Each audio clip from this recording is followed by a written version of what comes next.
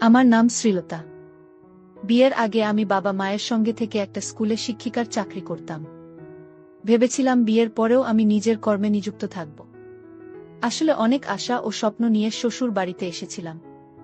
কিন্তু শ্বশুর বাড়িতে এসে যা দেখলাম তাতে আমার খুব আশ্চর্য লাগত।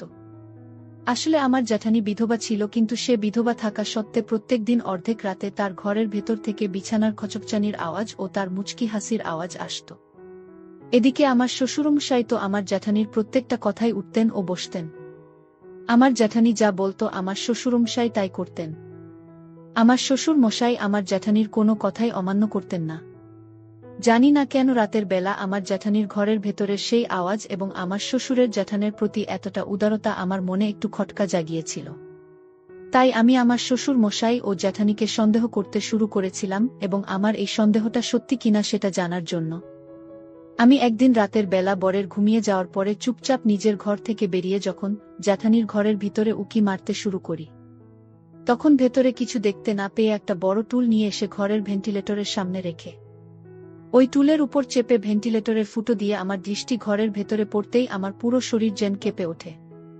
কারণ আমার বুড়ো শ্বশুর মশাই আমার জ্যাঠানী, তারা দুজনে বিছানায় শুয়ে একে অপরকে। আসলে আমি যখন বিয়ে করে শ্বশুর বাড়িতে আসি তখন প্রথম দিনই আমার মনে একটু খটকা লেগেছিল। কারণ আমি শ্বশুর বাড়িতে আসতে না আসতেই তো আমার বিধবা জ্যাঠানী আমার উপরে নিজের হুকুম চালাতে শুরু করে। বিয়ের পরের দিন সকালে যখন আমি খাবার টেবিলে এসে উপস্থিত হই, তখন আমার জ্যাঠানী সবার সামনেই আমাকে বলল, শ্রীলতা, তুমি বাড়ির বউ, তাই মাথায় কাপড় দিয়ে এই বাড়িতে থাকবে। এখানে তোমার সামনে শ্বশুর মশাই বসে আছে, আর তুমি কিনা মাথায় কাপড় ছাড়াই এখানে এসে উপস্থিত হয়েছে। জ্যাঠানীর কথা শোনা মাত্রই আমি লজ্জায় আর চোখে বরের দিকে তাকিয়ে তাড়াতাড়ি মাথায় কাপড় দিয়েছিলাম। এবং সেদিন আমি ভীষণ আশ্চর্য হয়েছিলাম এটা দেখে যে আমার শ্বশুরমশাই ও বরের উপস্থিতি থাকা সত্ত্বেও জ্যাঠানী আমাকে মাথায় কাপড় দেওয়া নিয়ে কড়া কথা বলেছিল।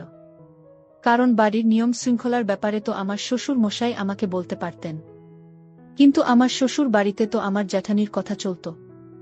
সেদিন খাবার টেবিলে আমার শ্বশুর মশাই জ্যাঠানীর কথা শোনার পরে আমাকে বললেন, দেখো ছোট বৌমা, এই বাড়িতে থাকতে গেলে তোমাকে আমার বড় বৌমার কথা অনুযায়ী চলতে হবে। কারণ আমার বড় ছেলে মারা যাওয়ার পরে বড় বৌমা আমাদের সবাইকে সামলেছে। সে এখনো এই বাড়ির মান সম্মান সবকিছু বজায় রেখেছে, আমাদের কোনোদিন কোনো কিছুতে কষ্ট হতে দেয়নি। তোমার শাশুড়ি তো অনেক আগেই আমাদের সবাইকে ছেড়ে চলে গেছে, কিন্তু বড় বৌমা যখন থেকেই বাড়িতে এসেছে সে আমাদের অনেক যত্ন ও ভালোবাসা দিয়েছে। আমার বড় ছেলের মারা যাওয়ার পরেও আমার বড় বৌমা দ্বিতীয় বিয়ে করতে চায়নি। সে এই বাড়ি ছেড়ে ও আমাদেরকে ছেড়ে যেতে চায়নি। সে এখনো আগের মতোই আমাদের সবাইকে আগলে রেখেছে। তাই আমি চাই তুমিও যাতে বড় বৌমার দেখে সবকিছু শেখো, এবং তার মতোই সংসারটাকে গুছিয়ে নিতে শেখো। এমনকি আমার জ্যাঠানী তো আমার প্রত্যেকটা পদে পদে বাধা দিত। যেমন আমি নিজের পছন্দের কোনো জামাকাপড় পরলে যেটা নিয়ে বাধা দিত। সে বলতো, দেখো ছোট বউ, এই বাড়িতে তোমাকে শাড়ি পরেই থাকতে হবে, অন্য কোনো মডার্ন জামাকাপড়েই বাড়িতে তুমি পরতে পারবে না। আমার প্রত্যেকটা পদে পদে আমার বিধবা জ্যাঠানী বাধা ও বিপত্তি করত। আমার কিন্তু এসব মোটেও ভালো লাগতো না। তাই আমি কিন্তু এই ব্যাপারে একদিন আমার বরের সঙ্গে কথাও বলেছিলাম যে তোমার বৌদি প্রত্যেকটা পদে পদে আমাকে কেন বাধা দেয়। বর তখন অনেক ভালোবেসে আমাকে বুঝিয়ে বলেছিল যে দেখো শ্রীলতা, বৌদি যা করে এই বাড়ির ভালোর জন্যই করে, তাই তুমি বৌদির কথায় কিছু খারাপ মনে করো না। যাই হোক, সেদিন তো আমি আমার শ্বশুর মশাইয়ের সব কথা বুঝে গিয়েছিলাম। কিন্তু শ্বশুর বাড়িতে 2-3 দিন থাকার পরে আমি একদিন যখন রাত্রিবেলা বরের পাশে শুয়েছিলাম, তখন জানি না কেন আমার ঘুম আসছিল না এবং আমি আমার বাবা মাকে স্মরণ করছিলাম। তারপর অনেক চেষ্টা করার পরেও সেদিন রাতে যখন আমার ঘুম আসেনি, তখন আমি নিজের মনটাকে শান্ত করতে রুম থেকে বেরিয়ে বারান্দা ঘরে যেতেই আমার পুরো শরীর কিন্তু কেঁপে ওঠে। কারণ আমার বিধবা জ্যাঠানীর ঘর থেকে আজব ধরনের শব্দ আসছিল, এবং ভেতরের শব্দ শুনে স্পষ্ট বোঝা যাচ্ছিল যে ঘরের ভেতরে নিশ্চয়ই কোনো পরপুরুষ ছিল, এবং তার সঙ্গে আমার জ্যাঠানী ছিল। আমি তো এসব কিছু আন্দাজ করেছিলাম। আমার জ্যাঠানী তো বিধবা ছিল, তাহলে তার ঘরের ভেতরে কে বা কারা ছিল? আমি যেহেতু বাড়ির নতুন বউ ছিলাম, তাই আমার মনে একটা ভয় ছিল। তাও আমি মনে সাহস জুটিয়ে যখন বিধবা জ্যাঠানীর ঘরের দরজার সামনে গিয়ে দাঁড়ালাম, তখন ভেতর থেকে আরও স্পষ্টভাবে আওয়াজ আসছিল, আহ অনেক হয়েছে আর নয়। ওই শব্দ শুনে ভয়ে আমার গায়ের লোম যেন খাড়া হয়ে উঠেছিল। তারপর ওই শব্দ শুনে আমি ভয় পেয়ে সেখান থেকে ছুটে নিজের ঘরের ভিতরে ঢুকে পড়েছিলাম। সেই সময় ওই শব্দ বা আওয়াজ পেয়ে আমার মনে এটা সাহস হয়নি যে আমি একবার দরজার ফুটো দিয়ে বা জানালার ফুটো দিয়ে উকি মেরে দেখি যে ভেতরে আমার বিধবা জ্যাঠানির সঙ্গে কে বা কারা রয়েছে। কিন্তু আমার মনে খটকা লেগেছিল যে জ্যাঠানির ঘরের ভিতরে নিশ্চয়ই কোনো পর পুরুষ ছিল। কিন্তু এই কথাগুলো আমি বরকেও বলার সাহস পাইনি, কারণ তারা তো অন্ধের মতো আমার বিধবা জ্যাঠানিকে বিশ্বাস করত। তাই জ্যাঠানির ব্যাপারে কিছু বললে হয়তো আমার বর আমাকে এই খারাপ ভেবে বসবে। এটা ভেবে আমি চুপ করেছিলাম। ভেবেছিলাম এই কথাটা নিজের মাথা থেকে মুছে ফেলে দেব, কিন্তু এই কথাটা কোনোমতেই আমার মাথা থেকে বের হচ্ছিল না যে রাতের বেলা আমার বিধবা জ্যাঠানির ঘরে কে ছিল, এবং এই ব্যাপারে কি আমার বাড়ির লোকেরা জানত, নাকি তারাও এই ব্যাপারে কিছুই জানত না। যাই হোক, এই কথাগুলো কিছুক্ষণের জন্য সাইডে রেখে সেদিন সকালেই আমি খাবার টেবিলে আমার শ্বশুর মশাইকে বললাম, বাবা, আমি যেহেতু বিয়ের আগে একটা স্কুলে চাকরি করতাম, তাই আমি আমার কর্মটাকে এখনো ধরে রাখতে চাই। আমি আবার স্কুলে বাচ্চাদের পড়াতে যেতে চাই। ওই সময় আমার শ্বশুর মশাইয়ের কিছু বলার আগেই আমার জ্যাঠানি চেয়ার থেকে উঠে দাঁড়িয়ে বলল, ছোট বউ, তুমি এটা কি ধরনের কথা বলছো? এই বাড়ির বউরা বাড়ির বাইরে গিয়ে কাজ করতে পারে না। এই বাড়ির বউরা ভদ্র ও সভ্য, তাই বাড়িতেই থাকে। আমি আজ পর্যন্ত বাইরে কাজ করার কথা তো অনেক দূরের কথা। বাইরে কাজ করার কথা কোনোদিন স্বপ্নেও ভাবিনি। আর তোমার তো এই বাড়িতে আসতে 4 দিনও হয়নি। তাহলে তুমি কিভাবে বাইরে গিয়ে চাকরি করার কথা বাবাকে বলতে পারলে? আমার জ্যাঠানির করা কথা শোনার পরে আমার বরের দিকে আমি খানিকক্ষণ চেয়ে থাকলাম, কিন্তু সেও তার বৌদিকে কিছু বলার সাহস পেল না। আসলে আমার শ্বশুর মশাইকে এই চাকরির ব্যাপারে কথা বলার আগেই আমি কিন্তু বরের কাছে অনুমতি নিয়েছিলাম যে আমি কি আবার আগের মতোই স্কুলে চাকরি করতে পারি। তখন বর আমাকে বলেছিল, দেখো শ্রীলতা, তোমার স্কুলের চাকরি নিয়ে আমার কিন্তু কোনো আপত্তি নেই, কিন্তু বাবা যদি অনুমতি না দেন তাহলে আমারও এই ব্যাপারে আর কিছু করার থাকবে না। কিন্তু শ্বশুরের কিছু বলার আগেই তো আমার বিধবা জ্যাঠানি সিদ্ধান্ত নিয়েছিল যে আমি বাড়ির বাইরে গিয়ে চাকরি করতে পারবো না, এবং এটা দেখে আমার ভীষণ কষ্ট লেগেছিল। যে সিদ্ধান্তটা শ্বশুরের নেওয়া উচিত ছিল সেটা আমার জ্যাঠানি নিচ্ছিল। আমি তো এটা ভেবে পাচ্ছিলাম না যে কি কারণে আমার শ্বশুর মশাই জ্যাঠানির সব কথা শুনতেন। এমনকি কিছুক্ষণের জন্য তো আমার মনে শ্বশুর মশাই ও জাতির প্রতি সন্দেহ হয়েছিল। এটা ভেবে যে আমার জ্যাঠানির সঙ্গে আমার শ্বশুর মশাই নিশ্চয়ই কোনো খারাপ সম্পর্ক আছে। তাহলে কি প্রত্যেক দিন রাতে আমার বিধবা জ্যাঠানি শ্বশুর মশাইকে আনন্দ ও সুখ দেন, যার জন্য কি আমার শ্বশুর মশাই জ্যাঠানির সব কথা অক্ষরে অক্ষরে পালন করতেন? আমার শ্বশুর ও জ্যাঠানির ব্যবহার দেখে তো আমার মনে এই সব নোংরা চিন্তাভাবনা আসতে শুরু হয়েছিল। ওই সময় আমি না পেরে আমার শ্বশুর মশাইকে বললাম, বাবা, এই ব্যাপারে আপনি যা সিদ্ধান্ত নেবেন আমি সেটাই মেনে নেব। তারপর আমার শ্বশুর মশাই বললেন, দেখো ছোট বৌমা, সিদ্ধান্ত যা নেওয়া সেটা তো বড় বৌমা নিয়ে নিয়েছে। আর বড় বৌমা তো ঠিকই বলেছে, তোমার কি দরকার আছে বাড়ির বাইরে গিয়ে চাকরি করার? এতে আমার মান সম্মান নষ্ট হবে। শ্বশুরমশাইয়ের কথা শুনে আমি তখন বললাম, বাবা, আমি তো স্কুলে গিয়ে বাচ্চাদের শিক্ষা দিব। এতে তো আপনার মান সম্মান আরও অনেক বেশি বেড়ে যাবে, কারণ কাউকে শিক্ষা দেওয়াটা খারাপ কাজ নয়। এতে আপনার গর্ব করা উচিত। তাই আপনি আমার উপরে ভরসা করে একটা সুযোগ দিন। শ্বশুর মশাইকে অনেক কাকুতি মিনতি করার পরে তিনি আমার চাকরির জন্য রাজি হয়েছিলেন। ওই সময় কিন্তু আমার জ্যাঠানির চেহারা দেখার মতো ছিল, কারণ এই কিছুদিন শ্বশুর বাড়িতে থাকার পরে আমি বুঝতে পেরেছিলাম যে বিধবা জ্যাঠানির আমার মোটেও ভাল চায় না। শুধু তাই নয়, সে তো আমাকে দেখে হিংসাও করত এবং সে সারাক্ষণ আমার শ্বশুর মশাইয়ের সঙ্গে থাকত। শ্বশুর মশাইয়ের সেবা যত্ন করার সুযোগ পর্যন্ত আমার বিধবা জ্যাঠানি আমাকে দিত না। আর এই সব কারণের জন্যই আমার কিন্তু জ্যাঠানি ও শ্বশুর মশাইয়ের উপরে সন্দেহ হতো। এটা ভেবে যে এটা নিশ্চয়ই আমার শ্বশুরকে সুখ দেয়, যার জন্য তো আমার শ্বশুর মশাই জ্যাঠানিকে বাড়ির মালকিন করে রেখেছে। এদিকে অনেক বোঝানোর পরে যখন আমার শ্বশুরের কাছে আমি নিজের চাকরি করার অনুমতি পেয়েছিলাম, তখন আমি আবার আগের মতোই স্কুলে জয়েন করেছিলাম। এবং সেদিন শ্বশুর বাড়ি থেকে আমার প্রথম দিন ছিল স্কুলে। সেদিন আমার বর যখন সকালবেলা অফিসে চলে যায়, তারপরে আমি নিজে তৈরি হয়ে শ্বশুর মশাইদের কাছে আশীর্বাদ নিয়ে স্কুলের জন্য বাড়ি থেকে বেরিয়ে পড়ি। কিন্তু সেদিন আমি যখন বাড়ি থেকে বেরোই ঠিক তখন আমার জ্যাঠানি কিন্তু আমার দিকে কটমট করে তাকিয়েছিল। ভেবেছিলাম জ্যাঠানির কাছে গিয়েও আশীর্বাদ নেব, কিন্তু সে তো আমাকে বিশ্বের নজরে দেখত। তাই তার বিকট চেহারা দেখে আমি জানিকে কিছু না বলেই চুপচাপ বাড়ি থেকে বেরিয়ে পড়েছিলাম। তারপর বাড়ি থেকে বেরিয়ে 5 মিনিট হেঁটে যেতেই আমার সঙ্গে যা হয়েছিল সেটা আমি আজও ভুলতে পারিনি। ওই দিনটা মনে করলে আজও আমার গায়ের লোম কিন্তু খাড়া হয়ে যায়। আসলে সেদিন আমি যখন বাড়ি থেকে বেরিয়ে বাগানের রাস্তা ধরে হেঁটে যাচ্ছিলাম, তখন আমার সঙ্গে কিন্তু অনেক বড় একটা বিপদ ঘটেছিল। আসলে সেদিন 3টে অচেনা লোক নিজেদের মুখে কাপড় বেঁধে জোর জবরদস্তি আমার হাত ধরে আমাকে জঙ্গলের ভিতরে নিয়ে গিয়ে আমার সঙ্গে জোরজবরদস্তি করার অনেক চেষ্টা করেছিল। আমার শাড়ি খুলে ফেলে দিয়েছিল। তারপর আমি যখন অনেক চিৎকার চেঁচামেচি শুরু করেছিলাম, তখন বেশ কয়েকটা ভদ্রলোক সেই রাস্তা দিয়ে হেঁটে যাচ্ছিল। তখন তারা আমাকে সাহায্য করেছিল এবং সেদিন একটুর জন্য আমার মান সম্মান সবকিছুই কিন্তু হারিয়ে যেত। কিন্তু ওই ভদ্রলোকেরা আমাকে বাঁচিয়েছিল। সেদিন ভয়ে আমি জড়সড় হয়ে গিয়েছিলাম। আমার চোখ মুখ লাল হয়ে গেছিল। আমার মুখ দিয়ে কথা বের হচ্ছিল না, কারণ আমি তো স্বপ্নেও ভাবতে পারিনি যে আমার সঙ্গে দিন দুপুরে এত খারাপ একটা ঘটনা ঘটবে। ওই দুষ্ট লোকেরা আমার হাত পা চেপে ধরে জোর জবরদস্তি আমার সঙ্গে চেষ্টা করেছিল। তারপর সেদিন স্কুলে যাওয়া তো অনেক দূরের কথা। আমার ওই খারাপ অবস্থা দেখে 2 জন ভদ্রমহিলা আমাকে আমার শ্বশুর বাড়িতে রেখে দিয়েছিল। শ্বশুর বাড়িতে ঢোকামাত্রই আমার জ্যাঠানি আমার ছেঁড়া ফাটা শাড়ি ও ব্লাউজ দেখে ও আমার চেহারার খারাপ অবস্থা ও চুলগুলো এলোমেলো অবস্থায় দেখে চিৎকার করে সে আমাকে জিজ্ঞেস করল, ছোট বউ, তোমার এই অবস্থা কি করে হলো? কে করেছে তোমার এই খারাপ অবস্থা? আর তুমি কাঁদছই বা কেন? তখন আমার সঙ্গে যে অচেনা ভদ্রমহিলা ছিল তারা সবকিছু আমার বিধবা জ্যাঠানি ও আমার শ্বশুর মশাইকে বলেছিল।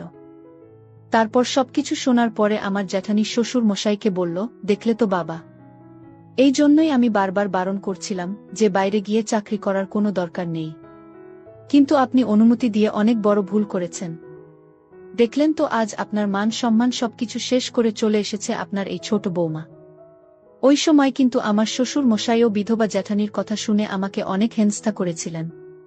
তিনিও বলেছিলেন, ছোট বৌমা, তুমি তো আমার মান সম্মান সবকিছু শেষ করে চলে এসেছ। তাই আজকের পর থেকে তুমি এই বাড়ির বাইরে খবরদার বেরোবে না। ওই সময় তারা কেউ একটি বারের জন্য এটা বোঝার চেষ্টা করেনি যে ওই সময় আমার কতটা খারাপ পরিস্থিতি ছিল। তারপর সন্ধেবেলায় আমার বর বাড়ি ফিরে এলে আমি তাকে জড়িয়ে ধরে হাউ মাউ করে অনেক কেঁদেছিলাম, কারণ বর ছাড়া তো আমার মনের অনুভূতি কেউ বুঝত না।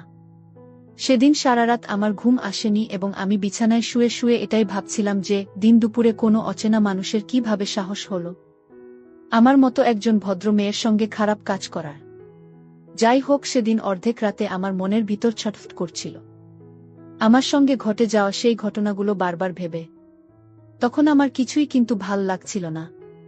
এদিকে আমার বর সারাদিন অফিসের কাজ করে এত বেশি ক্লান্ত হয়ে পড়েছিল যে সে নাক ডেকে ঘুমোচ্ছিল।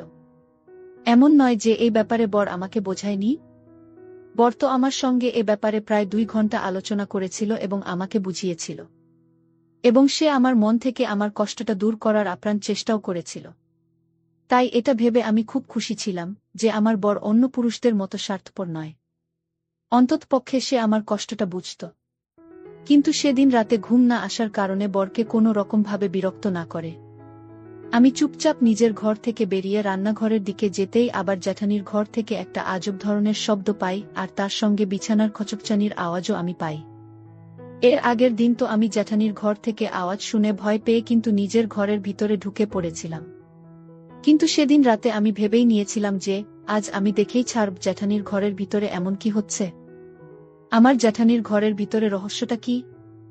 তাই আস্তে করে যখন নিজের পা টিপে টিপে জ্যাঠানির ঘরের দরজার সামনে দাঁড়ালাম, তখন আরও স্পষ্টভাবে আমার বিধবা জ্যাঠানির আওয়াজ শুনতে পেলাম। সে তখন তার ঘরের ভেতরে উপস্থিত থাকা কোনো একজনকে বলছিল, আহ, ধীরে ধীরে, এবার দারুণ হচ্ছে, এইভাবেই চাই। এবং ওই ধরনের আজব শব্দ পেয়ে আমি বুঝে গিয়েছিলাম যে আমার জ্যাঠানির তার ঘরের ভেতরে নিশ্চয়ই কোনো পর পুরুষের সঙ্গে মজা করছে। ওই রকম আওয়াজ শুনে আমার উত্তেজনা বেড়ে যায় জ্যাঠানির ঘরের ভেতরের দৃশ্য দেখার জন্য। তারপর দরজা ও জানালা দিয়ে অনেক চেষ্টা করেছিলাম ভেতরে চমৎকার দৃশ্য দেখার জন্য, কিন্তু আমি কিছুই দেখতে পাইনি। তারপর আমি চালাকি করে জ্যাঠানির ঘরের বাইরে দরজার পাশে যে সিন্দুকটা রাখা ছিল সেই সিন্দুকের কোণায় আমি চুপটি করে লুকিয়ে বসেছিলাম। কারণ আমি এটা ভালোভাবে জানতাম যে ঘরের ভেতরে যে পুরুষটি আমার জ্যাঠানির সঙ্গে ছিল সে তো অবশ্যই ঘরের বাইরে আসবে। তখন আমি বিধবা জ্যাঠানিকে হাতে নাতে ধরে নিতে পারব। তারপর প্রায় আধ ঘন্টা পরে আমার জ্যাঠানির নিজের ঘরের দরজা খুলে যখন বাইরে বেরোই তখন তাকে দেখে তো আমার পুরো হুঁশ উড়ে যায়। কারণ যে মহিলা আমার জামাকাপড় পরা নিয়ে আমাকে নানা রকমভাবে হেনস্থা করত সেই মহিলা তো নিজেই এমন একটা ছোট্ট নোংরা পোশাক পরেছিল যে তার পুরো শরীরটাই দেখা যাচ্ছিল। শুধু তাই নয়, আমার বিধবা জ্যাঠানির সঙ্গে যে লোকটি উপস্থিত ছিল তাকে দেখামাত্রই ভয়ে আমার গায়ের লোম যেন খাড়া হয়ে যায়। কারণ যে লোকগুলো সেদিন আমাকে নষ্ট করার চেষ্টা করেছিল তাদের মধ্যে একজন দুষ্ট লোক আমার বিধবা জ্যাঠানির সঙ্গে উপস্থিত ছিল। এবং ওই লোকটার পোশাক ও তার মুখে কাপড় দেওয়ার ধরন দেখে আমি লোকটাকে চিনে ফেলেছিলাম। তার মানে জ্যাঠানির প্রতি আমার সন্দেহটা একদম সঠিক ছিল। তাই সেদিন সুযোগ বুঝে আর দেরি না করে আমি চিৎকার চেঁচামেচি করে বাড়ির সবাইকে বারান্দা ঘরে ডাকতেই আমার জ্যাঠানি কিন্তু ভয় পেয়ে তাড়াতাড়ি ঘরের ভেতর ঢুকে নিজের গায়ে একটা চাদর মুড়ি দেয় ও নিজের প্রেমিককে পালাতে বলে। তারপর আমার চিৎকার শুনে আমার শ্বশুর মশাই ও বর নিজের ঘর থেকে বেরিয়ে আসে। ওই সময় আমি আমার জ্যাঠানির প্রেমিককে চেপে ধরেছিলাম, তাই সে পালানোর সুযোগ পায়নি। তারপর সেদিন রাতে আমার জ্যাঠানির মুখোশ আমি কিন্তু খুলে ফেলেছিলাম। তার ভালো সাজার পিছনে যে নোংরা চরিত্র লুকিয়েছিল সেটা আমি সবার সামনে প্রমাণ করেছিলাম। তাই সেদিন আমার জ্যাঠানির বাধ্য হয়ে সবকিছু নিজের মুখেই স্বীকার করেছিল। এবং জ্যাঠানি বলেছিল যে সে ভালো সেজে আমার শ্বশুরের সব সম্পত্তি নিজের নামে করার ধান্দায় ছিল। সে নাকি ধীরে ধীরে সবাইকে নিজের রাস্তা থেকে সরিয়ে ফেলার প্ল্যান করেছিল। আমার জ্যাঠানি শুধুমাত্র শ্বশুর মশাই টাকা পয়সা ও সম্পত্তির জন্য নাকি শ্বশুরের সামনে ভালো সাজার নাটক করত। সে ভেবেছিল এইভাবে সবাইকে মিথ্যে ভালোবাসার জালে ফাঁসিয়ে একদিন শ্বশুরকে রাস্তা থেকে সরিয়ে দিয়ে উনার সব সম্পত্তি নিজের নামে করে নেবে। এই কারণেই তো আমার জ্যাঠানি সব সময় আমার শ্বশুরের সঙ্গে থাকত।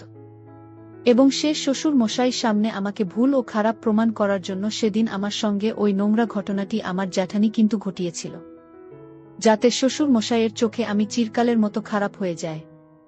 আর আমার ভাসুরের মারা যাওয়ার আগে থেকেই নাকি ওই লোকটির সঙ্গে আমার জ্যাঠানির অবৈধ সম্পর্ক ছিল। সবকিছু সত্যি কথা শোনার পরে আমার শ্বশুর মশাই জ্যাঠানির গালে অনেক রেগে ও জোরে একটা থাপ্পড় মেরে বলেছিল, অসভ্য মেয়ে কোথাকার, তোর জন্যই হয়তো আমার ছেলে আজ এই পৃথিবীতে নেই। তোর জন্য আমি ছোট বৌমাকে খারাপ ভেবেছিলাম। তোর মতো মেয়েকে আমি নিজের মেয়ের মতো ভালোবাসা ও ভরসা করে অনেক বড় ভুল করেছি। তুই এক্ষুনি এই মুহূর্তে বেরিয়ে যা আমার বাড়ি থেকে। আর আজকের পর থেকে কোনো দিন নিজের এই নোংরা মুখ আমাকে দেখাবি না। সেদিন আমার শ্বশুরমশাই ঘাড় ধাক্কা দিয়ে আমার জ্যাঠানিকে বাড়ি থেকে বের করে দিয়েছিল। এমনকি সবকিছু শোনার পরে আমার বড় জ্যাঠানিকে অনেকে অনেক কটু কথা বলেছিল। কারণ আমার বড় তো তার বৌদিকে অনেক বিশ্বাস করত। কিন্তু তার বৌদি আমারও ক্ষতি করার চেষ্টা করেছিল। তারপর আমার জ্যাঠানিকে বাড়ি থেকে বের করে দিয়েছিল আমার শ্বশুর মশাই। এবং তার প্রেমিককে আমার বর ও শ্বশুর মশাই পুলিশের হাতে দেয় আমার সঙ্গে নোংরামি করার অপরাধে। এখন এই বাড়িতে আমি শ্বশুর মশাই, বর এবং আমার ভাসুরের 3 বছরের বাচ্চা মেয়ে, আমরাই 4 জনে থাকি। এবং এই বাচ্চা যদি জ্যাঠানিকে দেওয়া হতো তাহলে সে তো নিজের মেয়ের জীবনটা নষ্ট করে দিত। তাই এটা ভেবেই আমার শ্বশুর মশাই জ্যাঠানিকে বাড়ি থেকে তাড়িয়ে দেওয়ার আগে তার কাছ থেকে ভাসুরের মেয়েকে ছিনিয়ে নিয়েছিল। আমি এখন তাকে নিজের মেয়ের মতো করে ভালোবাসি ও তার খেয়াল রাখি। এখন আমরা অনেক সুখে আছি। আমি এখন স্কুলে চাকরি না করলেও বাড়িতে বাচ্চাদের শিক্ষা দিই। কারণ আমি বাড়ির বাইরে চাকরি করলে তো বাড়িতে সবার অসুবিধে হবে। এটা ভেবে আমি বাইরে আর চাকরি করতে যাইনি। এখন আমি আমার পরিবারের সঙ্গে অনেক সুখে আছি। আমার শ্বশুর মশাই তো আমাকে নিজের মেয়ের মতোই ভালোবাসেন এবং আমিও ওনার নিজের বাবার মতোই খেয়াল রাখি। এই জন্যই বলে একবার যদি ভরসা ভেঙে যায় তাহলে সেটা আর দ্বিতীয়বার কিন্তু ফিরে পাওয়া যায় না। বন্ধুরা, আজকের গল্পটা এখানেই শেষ করছি। গল্পতে কোনো ভুল ত্রুটি থাকলে ক্ষমা করে দিবে। গল্পটি ভালো লাগলে অবশ্যই লাইক, শেয়ার, সাবস্ক্রাইব করতে ভুলবেন না। এতক্ষণ ভিডিওটি দেখার জন্য ধন্যবাদ।